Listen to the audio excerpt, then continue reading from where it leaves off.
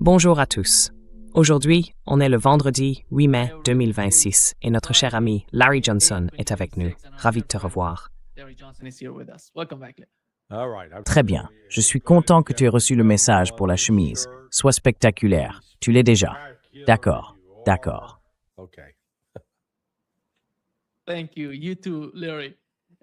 Merci. Toi aussi, Larry. Alors, commençons par ce qu'on vient d'apprendre du CENTCOM. Tu sais, une sorte de dernière minute, il y a quelques instants. Ils ont annoncé que les États-Unis avaient neutralisé 2 nouveaux navires qui violaient le blocus dans le détroit d'Ormuz. Mais ces 2 navires ont été touchés dans le golfe d'Oman. C'est bien ça. Et Larry, hier soir, on a eu la même chose. 2 pétroliers ont été attaqués. L'un d'eux était tout près, il entrait dans le détroit d'Ormuz, depuis Fujairah, près du port de Fujairah, aux Émirats arabes unis. L'autre se trouvait près de l'Iran, à Jask, comme ils l'appellent, la ville de Jask. Et tous les 2 ont été attaqués par des destroyers américains. Alors, vers quoi on se dirige? Quelle est ta lecture de ce qui se passe dans la région?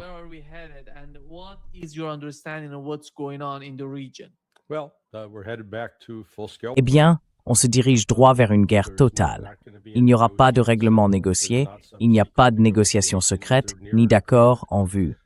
Tout ça, c'est n'importe quoi. Les gens doivent arrêter d'y croire. Franchement, c'est comme une version de Charlie Brown et Lucy avec le ballon de foot.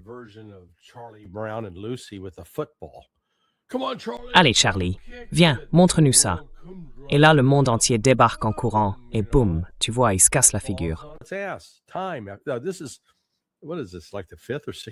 Le temps. C'est quoi, la 5e ou la 6e fois? Vous savez, la guerre dure depuis le 28 février. Alors voyons, mars, avril, oui, on en est au 70e jour maintenant. Il faut que les gens comprennent ça. Et on sera encore là à en parler au 120e jour. Mais entre le jour 70 et le jour 120, ce qui va se passer, c'est l'impact complet de la perturbation des matières premières qui sortaient du Golfe Persique avant le début de cette guerre. Et là, ça va vraiment frapper l'économie mondiale. Et ça ne va pas être beau à voir. Alors, vous savez, Trump, ils n'ont pas de stratégie militaire. D'accord. Ils vont faire sauter, détruire quelques pétroliers, et ensuite l'Iran va riposter. Ils finiront probablement par réussir à couler un destroyer américain, et là, les États-Unis vont être furieux, et ils vont vouloir en faire encore plus.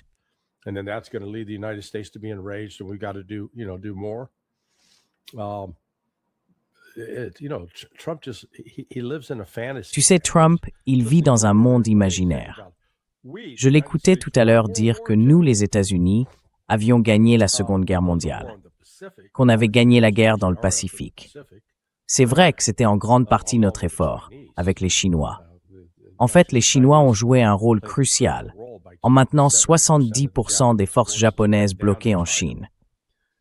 Mais dire ça à propos de l'Europe, c'est n'importe quoi. Tout ça, c'est juste pour insulter la Russie.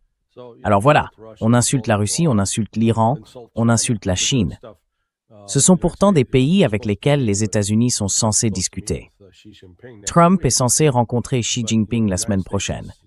Mais bon, les États-Unis continuent quand même à adopter des positions assez agressives. Un ami à moi m'a envoyé une liste. Attends, où es-tu, Simon? Simon dit oui. Voilà.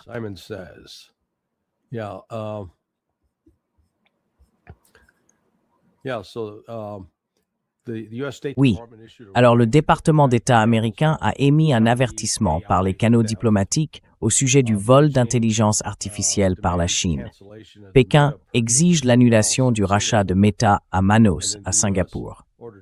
Et ensuite, les États-Unis ont ordonné aux fabricants d'équipements maritimes de suspendre leur livraison vers la Chine.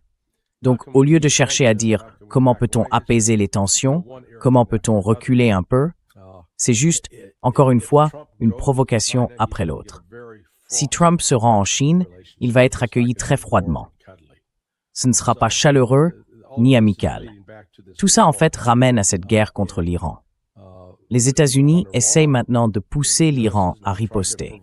Et l'Iran va riposter. Et quand cette riposte commencera, les États-Unis n'aimeront pas du tout la tournure des choses. Et Israël sera particulièrement touché.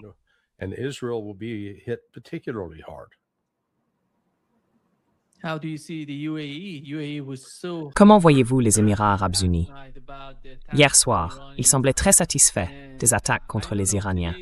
Et aujourd'hui, on a appris, on a vu des images qui viennent des Émirats. Vous savez, ils censurent presque tout, mais on a quand même réussi à obtenir quelques séquences. On voit que certaines zones de l'aéroport de Dubaï ont été touchées. On distingue d'énormes colonnes de fumée.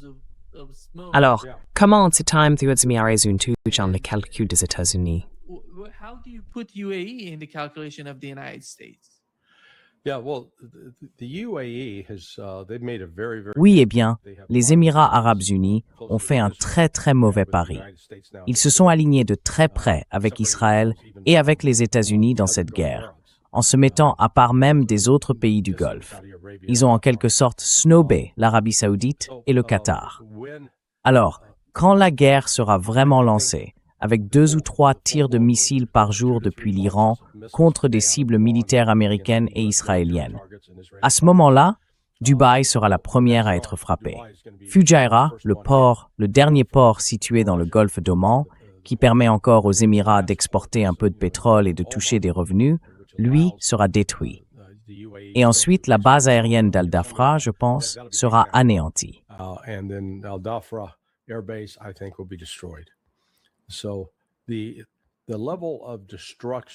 Le niveau de destruction, vous savez, tout le monde a fait très attention à cacher les dégâts que l'Iran a causés en Arabie saoudite, au Qatar, en Israël. Et vous savez, ils peuvent essayer de faire comme si rien ne s'était passé. Mais la réalité physique de ce qui s'est produit est indéniable. Donc, on se dirige vers une nouvelle phase d'escalade. Tous ceux qui espéraient encore une sorte d'accord négocié, que les États-Unis accepteraient de relancer le JCPOA, l'accord sur le nucléaire, eh bien, c'est absurde. Il suffit d'écouter ce que disent les responsables américains, pas seulement Trump, mais aussi des gens comme Marco Rubio, Pete Hegseth, et même les commentateurs qu'on voit à la télévision.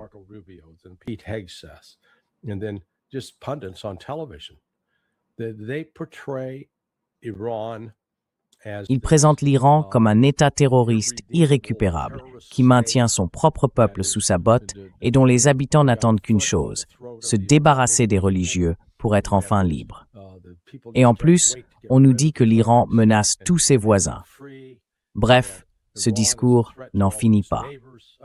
Dans cette rhétorique, il n'y a tout simplement pas de place pour un vrai processus de négociation, au terme duquel on pourrait dire « Bon, nous reconnaissons la souveraineté de l'Iran. C'est un État souverain. Les États-Unis ne reconnaîtront pas l'Iran comme un État souverain tant qu'ils n'y seront pas contraints. C'est aussi simple que ça. »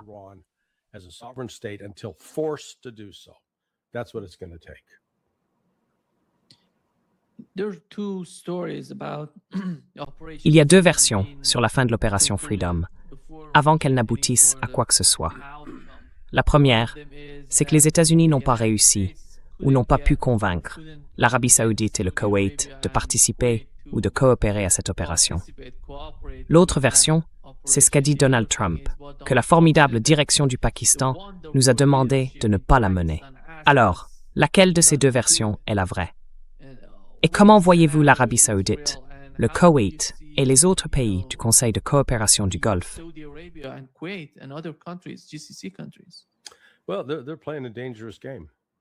Eh bien, ils jouent à un jeu dangereux, c'est tout à fait vrai. NBC a rapporté que les Saoudiens avaient refusé aux États-Unis l'autorisation d'utiliser la base aérienne du prince Saoud pour mener des opérations aériennes contre l'Iran, dans le cadre de ce qu'ils appelaient le projet Freedom. J'ai vérifié auprès de quelqu'un et j'ai demandé « Est-ce que c'est vrai ?» Et une personne bien placée m'a répondu « Oui, c'est vrai. C'est vraiment un problème pour nous. » Maintenant, ils affirment que les Saoudiens ont fait marche arrière. Peut-être, je ne sais pas.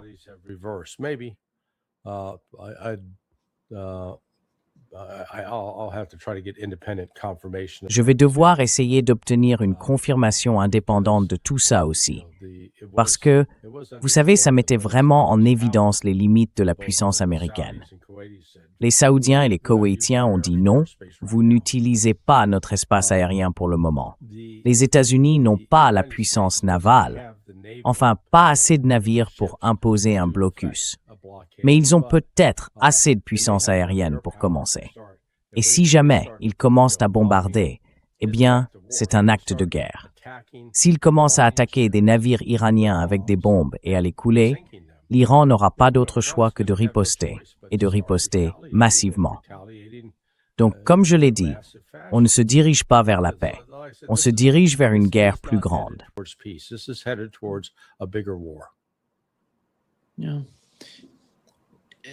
Oui, je pense que Donald Trump se retrouve dans une situation clairement désespérée parce que l'Europe n'est pas contente et n'est pas disposée à l'aider. Avec ce qui se passe dans le détroit d'Ormuz, l'Arabie saoudite et les pays du Conseil de coopération du Golfe ont vu ce qui est arrivé aux bases américaines sur leur territoire. Du coup, ils sont beaucoup plus prudents en ce moment. Vous avez mentionné ça aussi. Je ne sais pas si ces informations sont exactes ou fausses, mais en tout cas, ils sont plus prudents maintenant. C'est pour ça qu'on voit une sorte de division. Les Émirats arabes unis se rapprochent d'Israël, tandis que l'Arabie saoudite, l'Iran, le Koweït et le Qatar essayent, eux, de trouver leur propre manière de gérer la situation. Mais personne n'est prêt à aider Donald Trump. C'est bien là le problème. Et les Iraniens ne vont pas l'aider à sauver la face.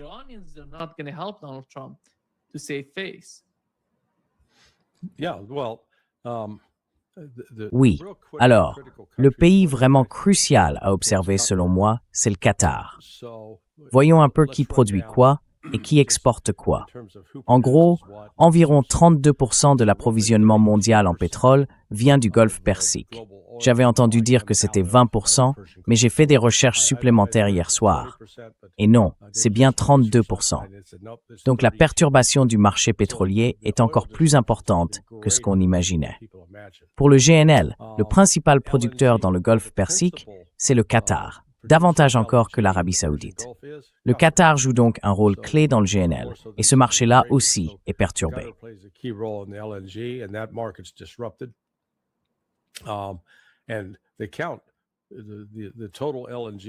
Et pour le GNL, si vous voulez, le Qatar fournit à peu près 20% de l'approvisionnement mondial. Ensuite, pour les exportateurs durés, là encore, les principaux acteurs sont le Qatar, l'Arabie saoudite et aussi l'Iran. Le soufre maintenant.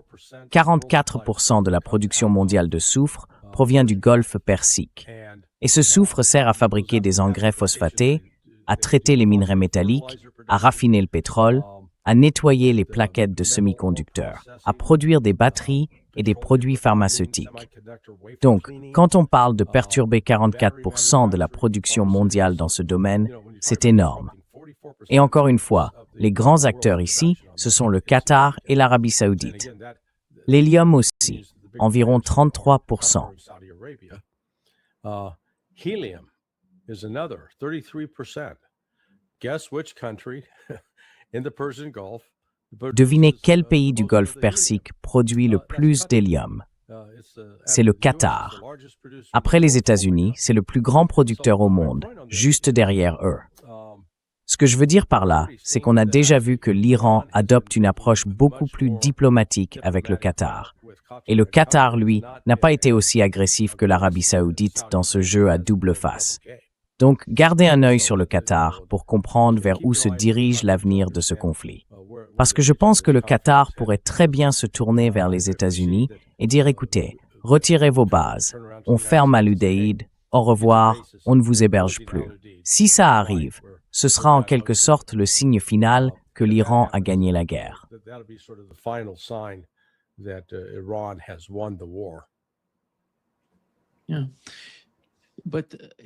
Oui, mais ça ne va pas être. Vous avez parlé de la situation du pétrole et du gaz, mais on sait que pendant la guerre, 17% de la capacité de production ou d'exportation de gaz du Qatar a été mise hors service, d'une manière ou d'une autre. Voilà pourquoi ils ne vont pas revenir à la normale de sitôt. C'est bien ça le problème. Imaginons que demain, la guerre soit terminée. Est-ce que ça va régler le problème? Est-ce que ça va mettre fin aux difficultés que l'économie mondiale traverse en ce moment?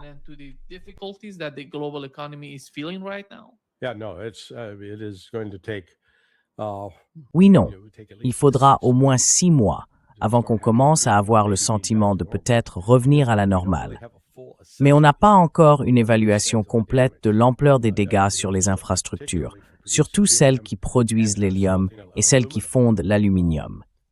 Jusqu'à présent, le monde continue de faire comme si ce n'était pas grave, comme si c'était juste temporaire. Pourtant, la perturbation de l'approvisionnement mondial en pétrole est bien réelle, et ce n'est que maintenant que les pays commencent à en sentir les effets, à mesure que leurs réserves s'épuisent. Je n'ai jamais rien vu de tel. Normalement, on s'attend à ce que la théorie économique classique s'applique. Quand il y a une pénurie de quelque chose, son prix est censé augmenter.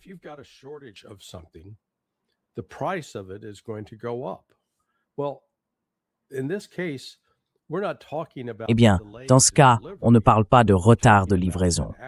On parle d'une véritable perturbation physique d'environ un tiers de l'approvisionnement mondial en pétrole. Et tout le monde fait comme si, oh, c'est juste temporaire, c'est pas grave. Mais c'est très grave. Et ce n'est pas seulement le pétrole. Si on ajoute à ça la pénurie, la baisse de 20% du gaz naturel liquéfié, la réduction de 35 à 36% de l'urée utilisée pour les engrais, la même chose pour le soufre. Le soufre et l'urée servent à fabriquer les engrais, et puis l'hélium, essentiel pour l'industrie des semi-conducteurs. Franchement, je n'ai jamais vu les marchés financiers réagir comme si tout ça n'avait aucune importance. Pour moi, c'est un enjeu énorme.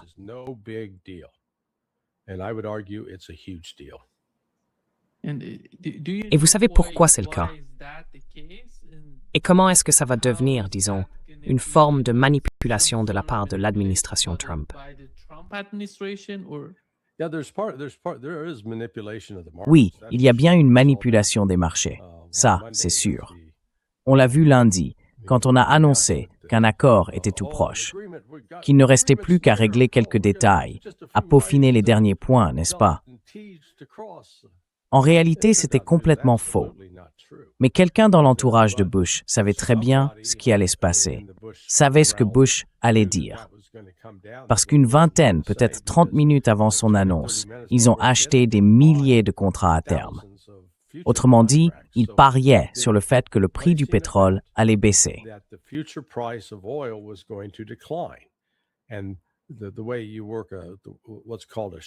Et la façon dont fonctionne ce qu'on appelle une vente à découvert, c'est qu'en gros, vous partez du prix actuel de l'action, disons $90 l'action, et vous payez des frais pour en emprunter, mettons 100 000. Vous allez donc emprunter 100 000 actions, et ça veut dire que vous devrez les rendre à une date précise. Alors, que se passe-t-il quand le prix de ce contrat pétrolier passe de 90 à 80? Eh bien, vous foncez, vous rachetez toutes les actions que vous devez à un prix de 80, et comme ça, vous les rendez.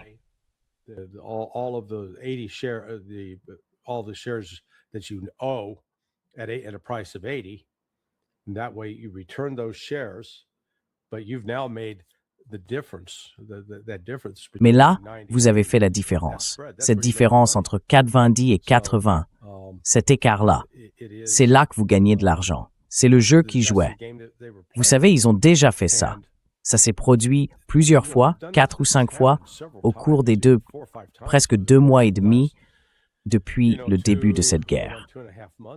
Et je ne sais pas si ce qu'on voit, c'est aussi de l'ignorance, même chez ces soi-disant traders sophistiqués qui refusent simplement de s'asseoir pour regarder les chiffres. Ou alors ils continuent de croire que « Oh, quelqu'un au gouvernement gère tout ça ». Ils se disent que personne ne peut être aussi stupide. Eh bien, croyez-moi, si, c'est possible.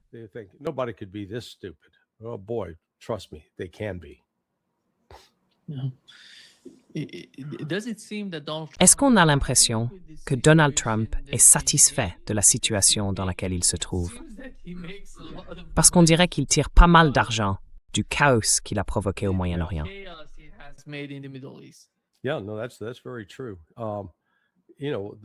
Oui, non. C'est tout à fait vrai. Vous savez, j'entends des choses différentes. Il y a une personne en qui j'ai vraiment confiance, notamment pour la fiabilité de ses informations, qui dit que Trump est extrêmement frustré. Il essaye de trouver une issue, mais il n'y arrive pas. Il n'y a pas de sortie possible qui lui permette de dire « Hey, je suis le gagnant, on a atteint tous nos objectifs ».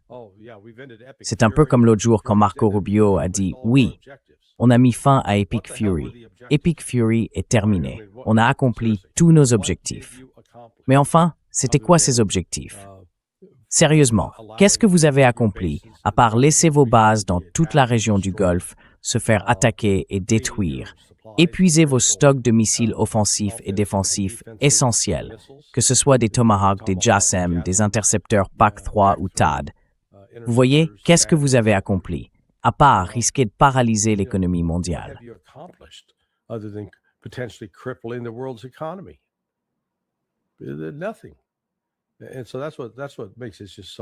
Rien.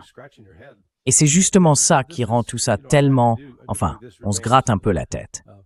Parce que vous savez, je suis convaincu que l'Iran, de par sa position géographique, reste une pièce essentielle sur l'échiquier de l'économie mondiale à venir.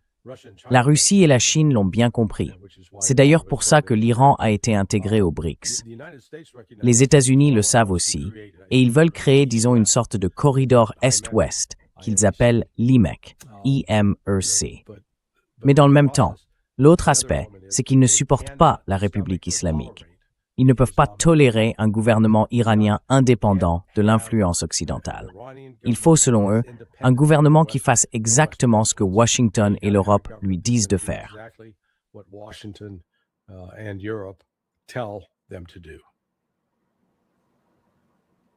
Mais est-ce qu'ils pensent qu'ils peuvent l'obtenir avec tout ce qui s'est passé jusqu'à présent?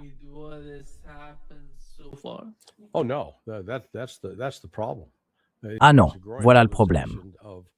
On se rend de plus en plus compte à quel point la puissance américaine est limitée. Oui, bien sûr, on peut infliger des dégâts à l'Iran, ça ne fait aucun doute. Mais la question, ce n'est pas combien de dégâts on peut causer.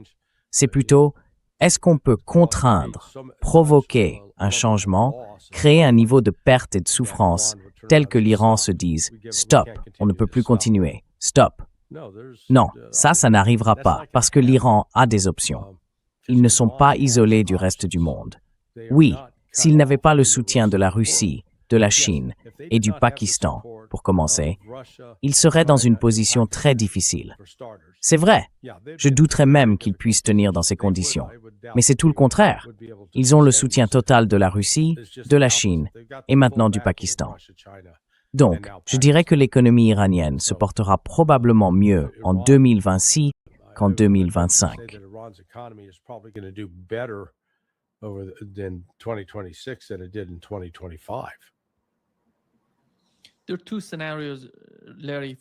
Il y a deux scénarios, Larry, pour le détroit d'Ormuz. D'un côté, l'Iran vient de définir un nouveau mécanisme pour ce détroit. De l'autre, il y a ce dont parle Marco Rubio, la libre navigation à travers le détroit. Et personne ne paiera quoi que ce soit. Si quelqu'un paie, les États-Unis vont le sanctionner. Je ne sais pas comment tu vois le rapport de force entre ces deux camps qui s'affrontent autour du détroit d'Ormuz. Parce qu'en ce moment même, pendant qu'on parle, plus de 1500 pétroliers attendent dans le détroit d'Ormuz pour pouvoir le traverser.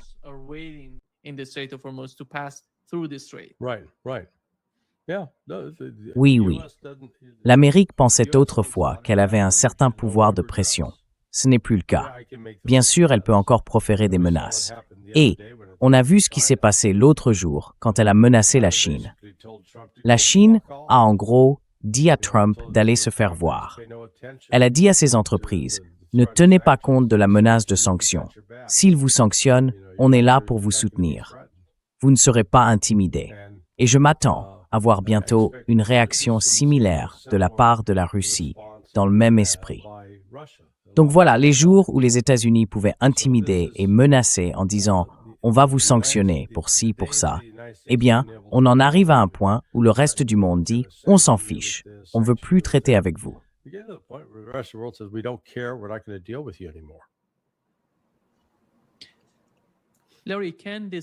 Larry, est-ce que le détroit d'Ormuz pourrait servir de base à une nouvelle architecture de sécurité dans la région? Parce que les pays qui utilisent le détroit d'Ormuz, ceux qui en dépendent, pourraient s'unir. Comment tu vois ça? How do you see that? Now, that was the most important thing that came out this last week. What you Alors, said. c'est ça le point le plus important qui est ressorti cette dernière semaine, ce que vous venez de dire, l'architecture de sécurité. Poutine a d'ailleurs utilisé cette expression il y a une semaine, lundi. Il l'a employée en parlant de ses échanges avec le ministre des Affaires étrangères, Arakchi. Et puis, cette semaine, en Chine, le ministre chinois des Affaires étrangères, Wang Yi, a dit la même chose. Il a utilisé exactement la même expression, architecture de sécurité. Donc, oui, ce que la Chine, la Russie et l'Iran sont en train de faire, c'est de construire une nouvelle architecture de sécurité dans le Golfe Persique. Et je pense que leurs premières cibles seront le Qatar, puis l'Arabie saoudite. Une fois qu'ils auront rallié ces deux-là, les autres, Bahreïn, le Koweït, suivront. Les Émirats arabes unis, eux, essaieront de rester à l'écart, mais ils vont se retrouver isolés, et ils auront choisi le mauvais camp.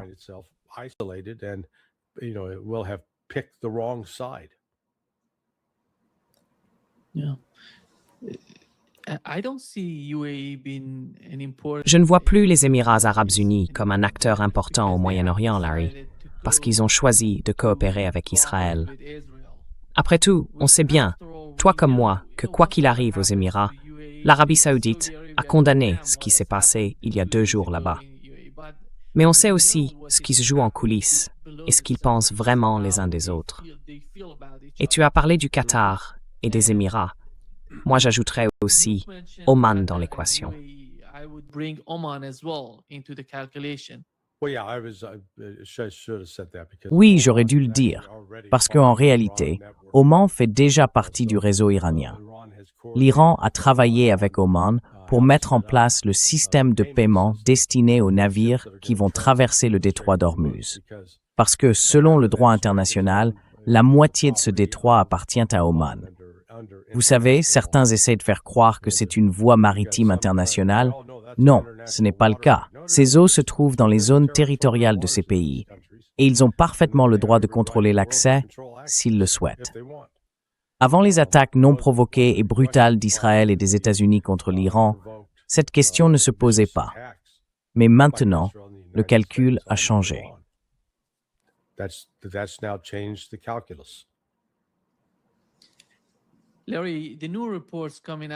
Larry, d'après les nouveaux rapports qui viennent de sortir, il semble que le 3 avril, si tu te souviens, un des F-16 présents dans l'espace aérien iranien a été touché. À l'époque, on parlait d'un système de défense aérienne, quelque chose comme ça, non? Eh bien, on vient d'apprendre qu'en réalité, c'était un combat aérien entre un F-16 et un F-4 Phantom. F-16 and F-4 Phantom. Ah bon?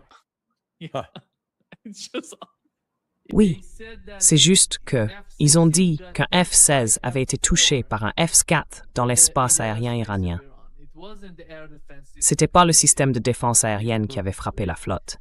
Et je ne sais pas combien de temps il faudra avant que la vérité sorte sur cette opération, sur tout le concept de cette opération. Parce que, dans les derniers jours de la guerre, avant l'annonce du cessez-le-feu, on a vu une sorte d'amélioration du système de défense aérienne iranien. Improvements in the air defense system of Iran. Yeah. And They started upgrading that immediately after the ceasefire. Oui, ils ont commencé à renforcer tout ça immédiatement après le cessez-le-feu du 15 avril. Et depuis cette date, l'Iran a mené au moins 2 exercices, disons, de tir réel, des exercices de défense aérienne, notamment à Téhéran. Donc encore une fois, les États-Unis pourraient surestimer leur capacité à, comme ils disent, neutraliser la défense aérienne ennemie de l'Iran, le CAD. Mais on voit bien cette escalade progressive en ce moment. L'Iran tire sur un navire américain, les États-Unis ripostent et tentent de couler des pétroliers iraniens. Et ça va continuer à monter. Bientôt, on risque de se retrouver dans un véritable échange avec plusieurs tirs de missiles iraniens chaque jour. Missile launches by Iran on a daily basis. Tu penses que cette attaque majeure dont on parlait va se produire avant que Donald Trump parte en Chine ou après? Yeah,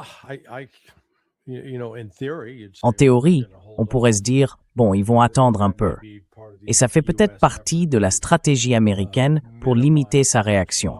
Parce que, d'après les informations, la Chine aurait prévenu que si les États-Unis relançaient une offensive totale contre l'Iran, il ne fallait même pas songer à venir leur parler. En gros, on n'a rien à vous dire. Mais je pense que les événements, indépendamment des décisions prises par Trump ou par les gardiens de la Révolution, peuvent très vite échapper à tout contrôle. Et à ce moment-là, on se retrouverait de nouveau dans une guerre totale. Et si ça arrive, Trump n'ira plus en Chine. C'est certain.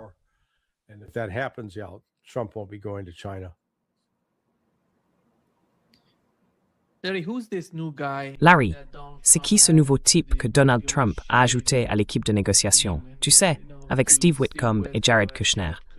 Apparemment, c'est un ancien de l'armée israélienne. Pourquoi ça? Et en quoi ça va aider Donald Trump?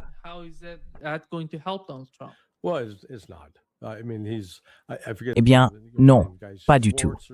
Je veux dire, j'ai oublié son nom. Je crois que c'était un type qui s'appelait Guy Schwartz ou quelque chose comme ça, de la Fondation pour la défense des démocraties, la FDD. C'est juste un autre, disons, mercenaire d'Israël, en gros. Et il va servir les intérêts d'Israël avant ceux des États-Unis. Et c'est exactement là où en est Trump.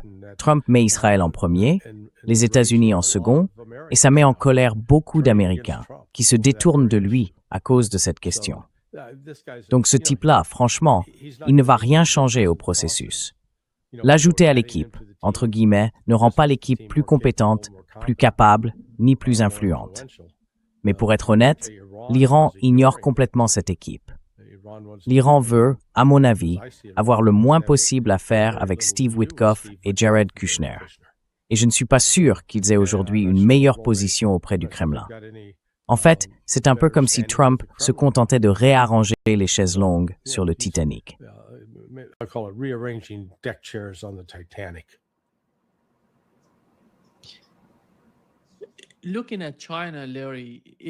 Si on regarde la Chine, Larry, si Donald Trump se rend en Chine, tu penses que pour eux, il vaudrait mieux conclure une sorte d'accord à propos de Taïwan?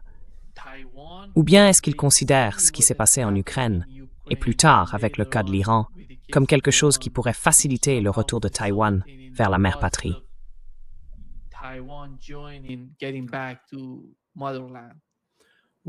Eh bien, qu'est-ce que vous voulez dire? Quel genre d'accord, selon vous, la Chine serait prête à négocier? Parce qu'il semble que Donald Trump et son administration pensent pouvoir conclure une sorte d'accord en coulisses pour faire pression sur l'Iran et la Russie, en passant par la Chine. C'était déjà le plan à l'époque de la guerre en Ukraine. En ce moment, ils ont le sentiment qu'ils peuvent faire quelque chose de similaire avec la guerre contre l'Iran. Comment voyez-vous la Chine et sa stratégie dans tout ça?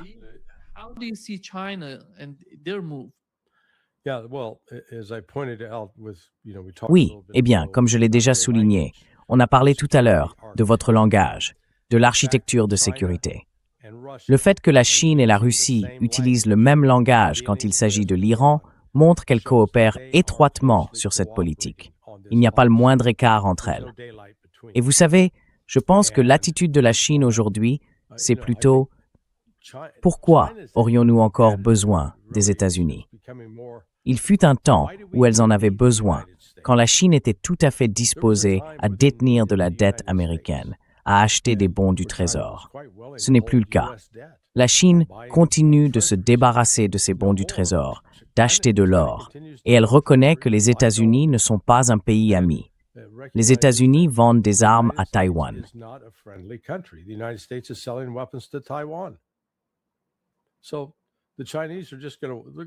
Donc, les Chinois vont simplement attendre que les États-Unis s'épuisent. Ils n'ont pas l'intention d'envahir Taïwan.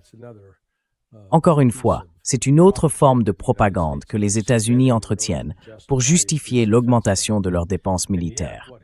Et pourtant, ce qui s'est passé à cause d'abord de la guerre en Ukraine, soutenue par les États-Unis, et maintenant de la guerre contre l'Iran, également soutenu par les États-Unis, c'est que des systèmes d'armes qui étaient à l'origine destinés à l'Indo-PACOM, c'est le commandement militaire américain qui couvre la zone d'influence de la Chine, eh bien, ces systèmes d'armes sont retirés de l'Indo-PACOM et envoyés au commandement central, le CENTCOM, pour être utilisés en Iran.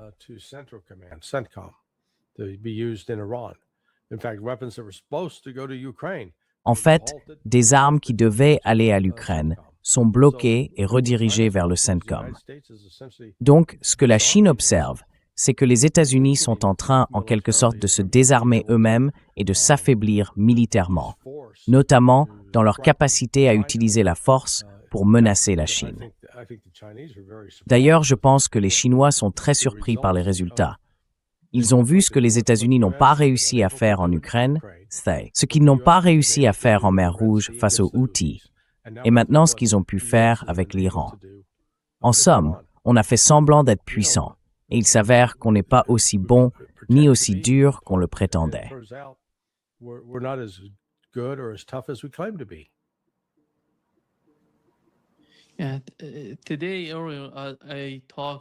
Aujourd'hui, j'ai parlé avec l'ambassadeur Chas Freeman. Quand je lui ai demandé ce qu'il pensait du cessez-le-feu, il m'a répondu que c'était un cessez-le-feu à la manière israélienne. Vous voyez, ça veut dire un type de cessez-le-feu à l'israélienne, comme celui que l'administration Trump met en place en ce moment ou envisage dans le cas de l'Iran. Mais qu'est-ce qui se passe, Larry, avec cette administration? Franchement, je dirais que c'est dévastateur pour la politique étrangère des États-Unis. Quand on parle de cessez-le-feu et qu'on agit en même temps, comme le fait le gouvernement israélien, qui est, de loin, le plus irresponsable de la région, on affaiblit sa propre position. On ne la renforce pas.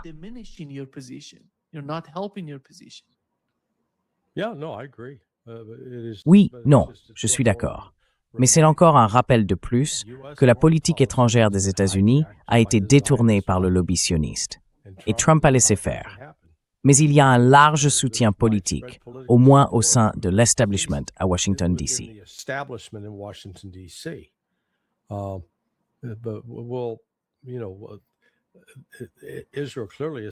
Israël a clairement subi quelques revers, mais je ne suis pas du tout convaincu que l'influence qu'il exerce sur les cercles dirigeants de Washington est diminuée, pas le moins du monde.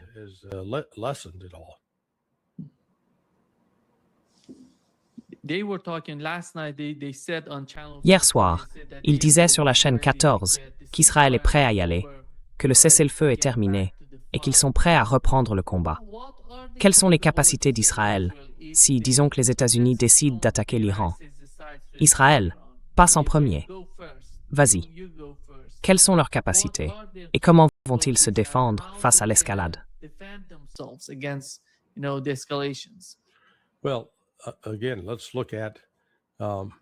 Encore une fois, regardons les choses en face. Israël a toujours tendance à exagérer ses capacités. Alors prenons un peu de recul. Ont-ils réussi à vaincre le Hamas et à prendre le contrôle total de la bande de Gaza? Non, pas du tout. Pourtant, le Hamas, au fond, ce n'est qu'une force insurgée. Ce n'est pas une armée à grande échelle. Il ne dispose pas de systèmes sophistiqués, même pas de ceux qu'a le Hezbollah.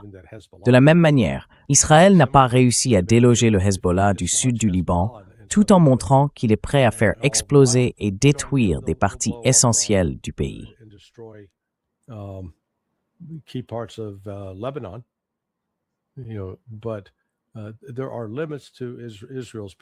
Mais il y a des limites à la puissance d'Israël, et ensuite, il faut faire face aux représailles. Ils n'ont pas de système de défense aérienne vraiment efficace contre les missiles balistiques iraniens, surtout les hypersoniques. Donc, cette accalmie dans la guerre qu'on connaît en ce moment, quand elle reprendra, les Israéliens vont de nouveau se réfugier dans leurs caves. Et je pense que cette fois-ci, ils vont subir des dégâts bien plus importants. Ils en ont déjà subi de sérieux lors de la première phase. La prochaine sera encore pire.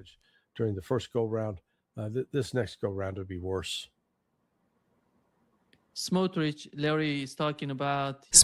Larry en parle. Il a dit que pour mettre fin à la guerre, il faut déplacer les frontières, ou en tout cas changer les frontières d'Israël. La carte va s'agrandir, pas seulement à Gaza, mais aussi en Cisjordanie, au Liban et en Syrie. Et tout cela sera entre les mains d'Israël.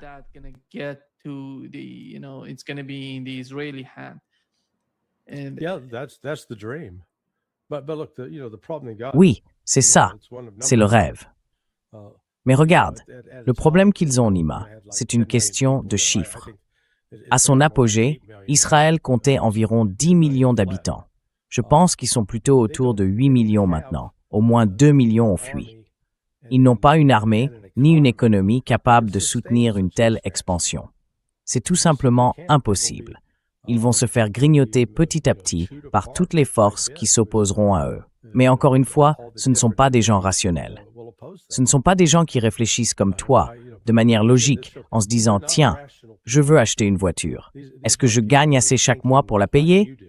Ah non? Bon, alors je ne l'achète pas. » Non, eux, ils ne raisonnent pas comme ça. C'est plutôt « Je veux la Lamborghini. Tu peux te la permettre? Oh, je la veux, c'est tout. Trouve-moi la Lamborghini, on verra plus tard. » D'accord. Sauf que non, tu ne pourras pas assumer les paiements.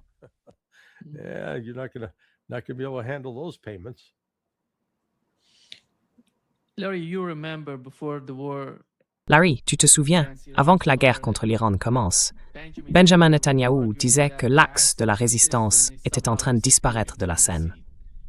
Tu sais, avec l'assassinat au Liban, la chute annoncée de Bachar al-Assad, tout ça. Et ils affirmaient que l'attaque finale allait viser l'Iran, qu'ils allaient le détruire, et que l'axe de la résistance allait en gros disparaître ou s'affaiblir. Et regarde ce qui se passe aujourd'hui. En réalité, on n'entend plus rien sur Ansarullah. Rien n'est venu. Ils n'ont pas utilisé l'axe, ils n'ont pas pris part à la guerre. En fait, en ce moment, on n'entend absolument plus parler d'eux. Exactement. Et le Bab el-Mandeb aussi. Je ne sais pas combien de ces pétroliers passent par le Bab el-Mandeb et la mer Rouge, parce qu'on a eu des rapports disant que certains utilisent une autre route pour, vous savez, atteindre leur destination. D'accord. Alors, comment voyez-vous l'axe de la résistance, au fond? Parce qu'Israël a le sentiment qu'il peut s'emparer, qu'il peut prendre tous ces territoires qu'il a déjà essayé d'occuper.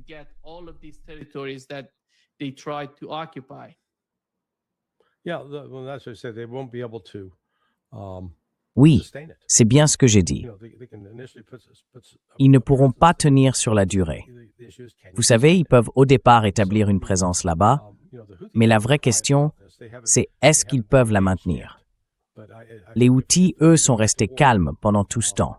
Ils ne sont pas encore intervenus.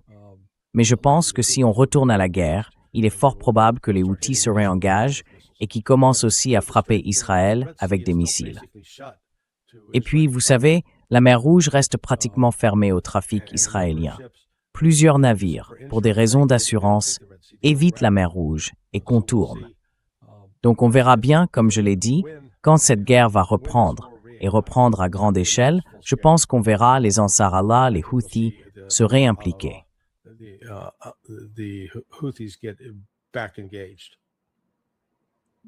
Cette reprise de la guerre, combien de temps va-t-elle durer?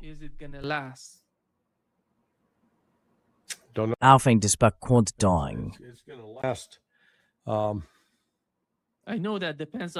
Je sais que ça dépend de l'intensité de la guerre, mais on sait aussi que les munitions sont essentielles. Les missiles, les intercepteurs, tout ça fait partie du calcul.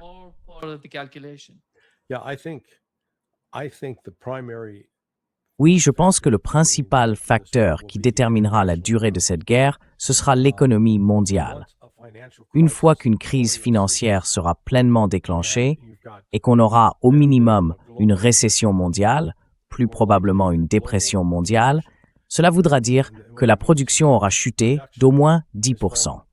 Donc, au lieu d'économies qui croissent d'1, 2 ou 3%, on aura des économies qui se contractent de 10%. C'est énorme. Et quand ça arrive, on assiste à de grands bouleversements politiques partout dans le monde. Il y aura des gens qui mourront de faim, des famines, des pénuries massives. Ce sera très chaotique. Et dans une telle situation, la capacité des États-Unis à maintenir ces attaques contre l'Iran s'effondra. These attacks on Iran they'll dissipate. Plus, as you intimated, Et puis, comme vous l'avez laissé entendre, les États-Unis ne sont pas capables de produire assez de missiles de remplacement pour les Tomahawk et les JASSM, qui sont leurs principales armes contre l'Iran quand ils lancent des raids aériens. Ils essayent d'éviter que les avions américains survolent le territoire iranien. Mais pour fabriquer ces armes, les États-Unis ont besoin de terres rares qui viennent de Chine, et la Chine ne leur en vend pas. Donc voilà, je pense qu'on va voir ce problème prendre de plus en plus d'importance.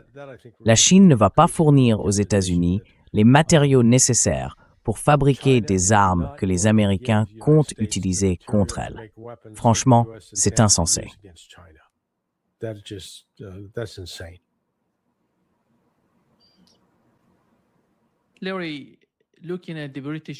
Larry, si on regarde l'Empire britannique dans ces derniers jours, tout tournait autour de l'expansion. Ils n'avaient pas les moyens de mener l'expansion qu'ils ont faite à cette époque, et ils ont essayé de diviser pour régner. Dans le cas du Moyen-Orient, c'est à mon avis l'un des meilleurs exemples à citer. Tous ces pays du Golfe, les pays du CCG, ont été créés dans le cadre de la politique de l'Empire britannique. Et aujourd'hui, on voit la même attitude du côté des États-Unis, notamment avec leurs bases militaires. Depuis environ 4-20 ans, on trouve des bases américaines en Allemagne, au Japon et dans ces pays du Golfe qui ont été attaqués par les Iraniens.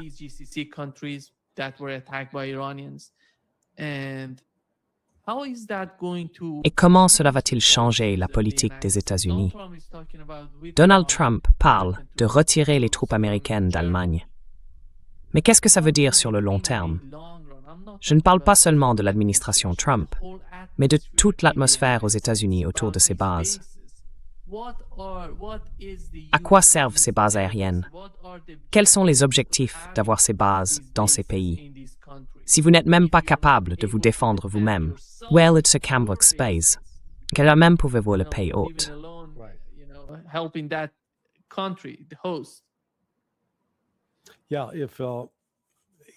Oui, vous savez, ce n'est pas un changement qui se fait du jour au lendemain. Alors, revenons un peu en arrière. Je me suis amusé à aller en ligne et à poser la question. Quelles étaient les 10 plus grandes banques du monde en 1990, puis en 2000 et ensuite en 2025? In 1990, and then in 2000, and then in 2000 or 2025, because it gives you a picture of how the world is changing. Parce que ça te donne une idée de la façon dont le monde est en train de changer. En 2000, la première banque mondiale, c'était la Deutsche Bank, en Allemagne. La deuxième, c'était la BNP, à Paris. Et puis 5 des 10 plus grandes banques à l'époque étaient japonaises, tu vois, comme Mitsubishi. Les États-Unis avaient, je crois, 1 ou 2 places, et les Britanniques avaient peut-être HSBC. Avançons jusqu'en 2025. Qu'est-ce qu'on constate? Eh bien, la Deutsche Bank, qui était numéro 1 en 2000, n'est même plus dans le classement. Elle a complètement disparu du top 10. La banque parisienne y est encore, mais elle est, disons, autour de la 9e place. Sur les 5 banques japonaises, 4 ont disparu de la liste. Il ne reste que Mitsubishi. Et aujourd'hui, les 4 plus grandes banques du monde sont chinoises.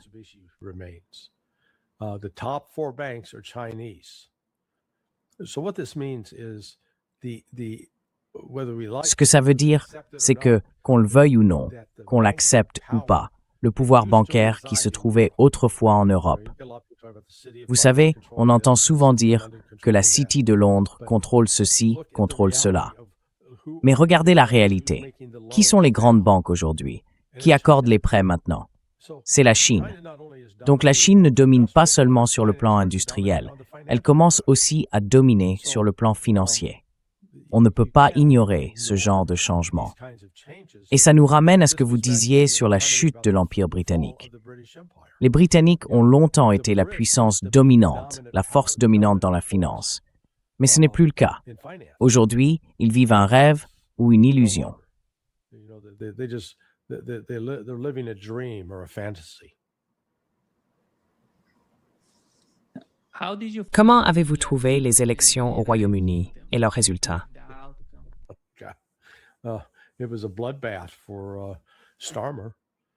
Ça a été un vrai carnage pour Starmer et le parti Reform de Nigel Farage. Vous savez, le message est clair. Ils annoncent qu'ils vont devenir la nouvelle force politique au Royaume-Uni. Et je ne pense pas que vous verrez Nigel Farage mener la charge pour envoyer plus d'argent à l'Ukraine. Donc, c'est aussi une mauvaise nouvelle pour l'Ukraine. Mais oui, Starmer, c'est fini pour lui. Il est grillé. La seule question, c'est quand? Est-ce qu'il part aujourd'hui? La semaine prochaine? En tout cas, il ne va pas rester longtemps.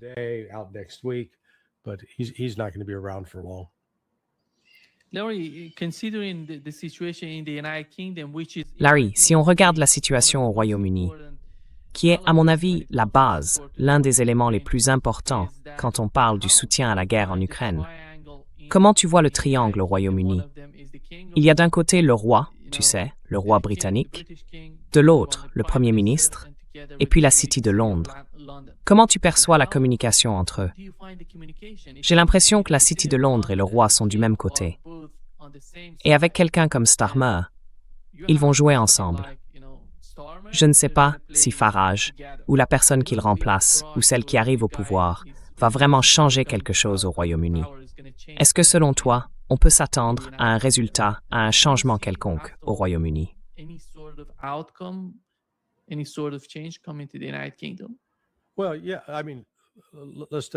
Bon, oui, enfin, prenons un peu de recul et posons-nous la question. Pourquoi est-ce qu'on se soucie de ce que pense ou fait le Royaume-Uni? Est-ce qu'ils sont vraiment si puissants? Ils l'ont été, autrefois. Mais ce n'est plus le cas aujourd'hui. Et je sais qu'il y a des analystes qui aiment dire que la City de Londres et les Rothschild contrôlent ceci ou cela. C'est pour ça que j'ai parlé des chiffres du classement des vraies grandes banques aujourd'hui. Les 4 premières, ce sont des banques chinoises. Londres a HSBC, d'accord, mais désolé, vous devenez de plus en plus insignifiant.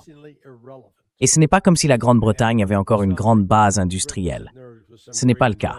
Elle a détruit son industrie. Elle n'a pas d'armée digne de ce nom. Oui, elle a 70 000 hommes, mais ce n'est pas une force militaire, c'est plutôt une force de police. La marine, pareil.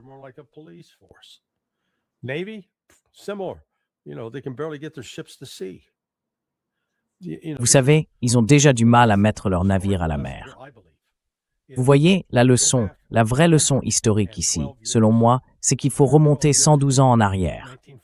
En 1914, à la veille de la Première Guerre mondiale, le Royaume-Uni était une grande puissance internationale, sur le plan économique, scientifique, industriel. Les moteurs Rolls-Royce, par exemple, ont ensuite propulsé les avions pendant la Seconde Guerre mondiale. Et à cette époque, le Royaume-Uni dominait le monde. Il avait des colonies partout, d'où il tirait, disons-le, la richesse au profit du peuple britannique. Eh bien, la Première Guerre mondiale a commencé l'hémorragie, non? C'est comme si on lui avait coupé un bras. La Seconde Guerre mondiale a fini par lui couper l'autre. Et à partir de là, tout à coup, le Royaume-Uni a dû passer au second plan, derrière les États-Unis.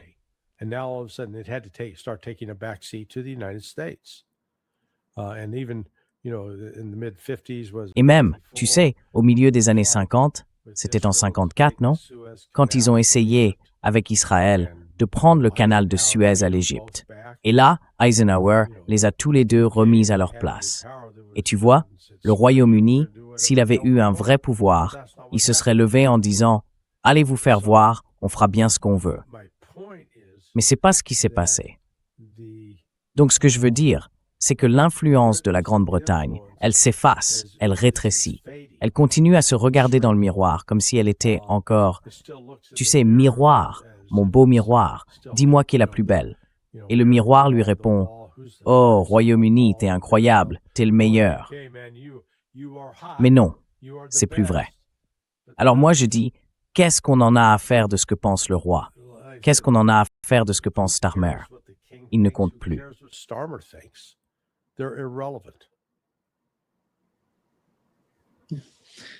Larry, Lula a eu une rencontre avec Donald Trump. Il n'y avait pas de presse, donc on ne sait pas ce qui s'est passé. Mais après la réunion, Lula a dit qu'il ne savait pas quoi dire à Donald Trump, parce que ce type pense que la guerre est terminée, ce qui est complètement faux.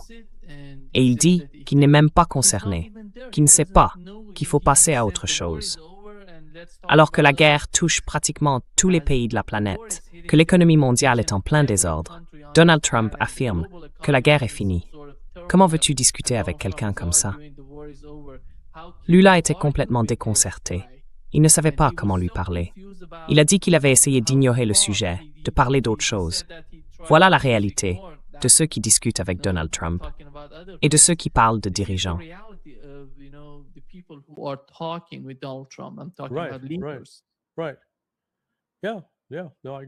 Oui, tout à fait. Non, je suis d'accord. C'était quand même remarquable qu'il n'ait pas fait de conférence de presse commune après. Et puis le fait que Lula exprime ce genre d'inquiétude, je suis sûr qu'il va en parler à ses partenaires des BRICS, surtout qu'il y a le sommet des médias des BRICS, prévu, je crois, cet automne.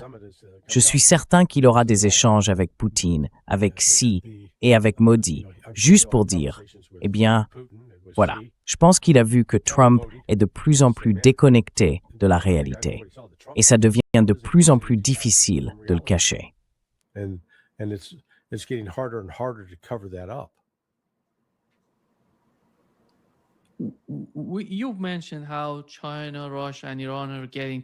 Vous avez mentionné que la Chine, la Russie et l'Iran se rapprochent. Et je dirais qu'ici, au Brésil, ils ont un peu le même état d'esprit, même s'ils sont loin de cette région. Il faut comprendre la géographie, c'est important aussi. Mais ils soutiennent totalement les BRICS et tout le concept des BRICS.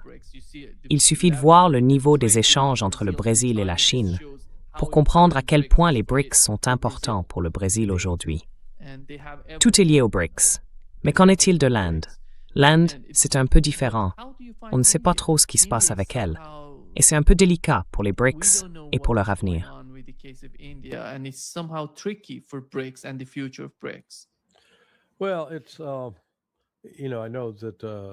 Eh bien, je sais que notre ami Pepe était beaucoup plus pessimiste à propos de l'Inde, surtout en ce qui concerne son attitude en janvier.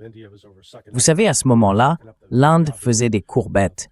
Modi faisait des courbettes à Netanyahou, les 20 et 21 février. Mais je pense qu'aujourd'hui, à la suite de la guerre israélo-américaine lancée contre l'Iran, et vu le rôle essentiel de l'Iran dans l'approvisionnement de l'Inde en pétrole, l'Inde a changé d'avis. On voit de plus en plus que l'opinion publique indienne s'est nettement retournée contre Israël et qu'elle penche fortement du côté de l'Iran. Le professeur Morandi en a d'ailleurs parlé lors de récentes discussions. Donc je pense que l'Inde va finir par comprendre que son seul véritable avenir se trouve avec les BRICS et non avec les États-Unis.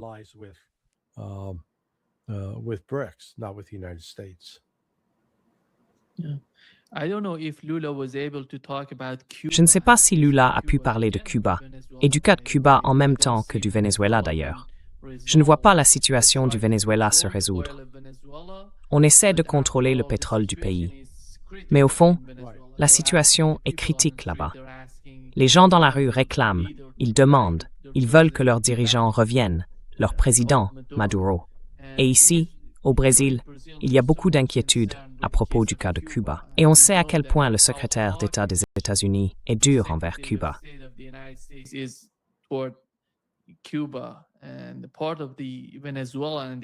Et une partie du problème du Venezuela, dans le cas du Venezuela, est liée à Cuba. Parce qu'on pense que le Venezuela envoie du pétrole, du gaz, bref, de l'énergie à Cuba.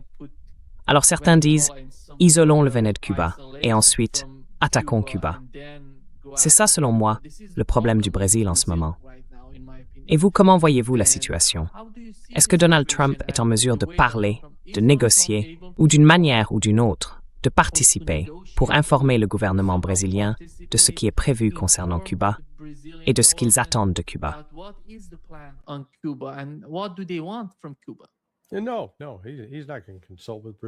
Non, il ne va pas du tout consulter le Brésil à ce sujet. Encore une fois, Ce n'est pas comme si Cuba avait fait quelque chose aux États-Unis dont elle devrait s'excuser ou se repentir. Oh pardon, ce n'est pas ce que je voulais dire. C'est un autre exemple, comme avec l'Iran, où nous sommes en colère contre les Cubains, simplement parce qu'ils refusent jusqu'à présent d'être des vassaux des États-Unis. Et c'est bien ce que nous voulons, les transformer en vassaux. Alors, on va essayer d'utiliser la force militaire pour installer un gouvernement qui sera sous le contrôle des États-Unis.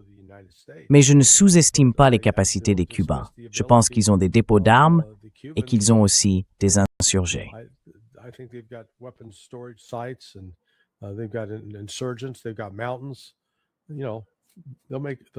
Ils ont des montagnes. Vous savez, ils rendront la vie impossible aux États-Unis si on essaie d'y entrer et de l'occuper. Et là encore, ce sera un nouvel exemple. Vous voyez, c'est passé d'un endroit contrôlé par le crime organisé, qui collaborait avec les mêmes criminels qui plus tard sont devenus des acteurs politiques importants aux États-Unis. Donc, vous savez, le film Le Parrain, ce n'était pas juste une fiction inventée. Quand on voit le crime organisé, à la fois la mafia italienne et la mafia juive, avec Meyer Lansky, dominer et contrôler le monde à cette époque, du moins à Cuba, et puis se faire expulser.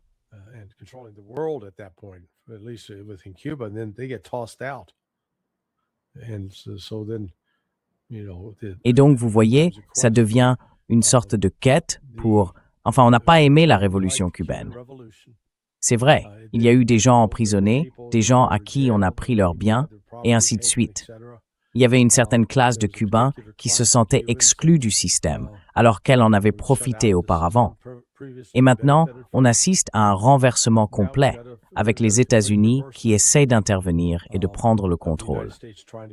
Je ne sais pas s'ils y arriveront, mais s'ils le font, ce sera juste une distraction de plus pour les États-Unis, une crise de plus à gérer.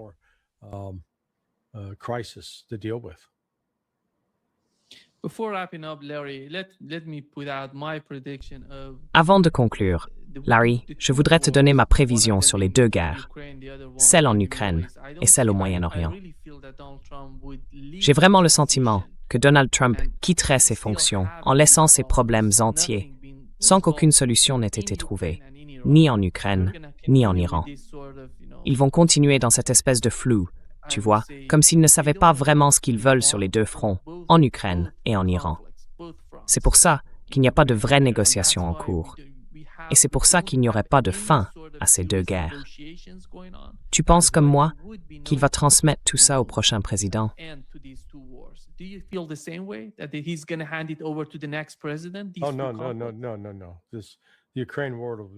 Oh non, non, non, non, non, non. La guerre en Ukraine sera réglée bien avant que Donald Trump ne quitte ses fonctions. Et il y aura, enfin je ne suis pas sûr qu'on puisse parler d'un accord, mais la situation avec l'Iran sera telle que les États-Unis se seront désengagés de l'Iran d'ici un an ou deux peut-être. Et là-bas, ce seront la Russie et la Chine qui domineront. Oui.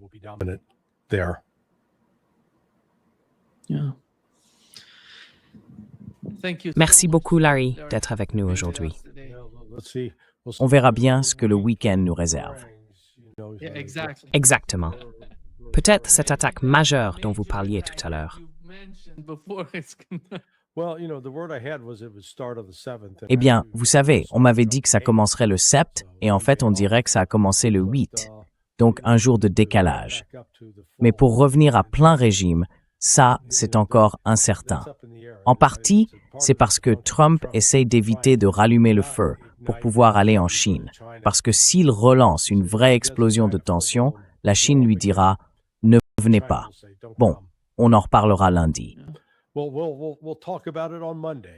Oui, exactement. Très bien, mon ami. Sois sage, à bientôt, Larry. D'accord, salut, au revoir. Prends soin de toi.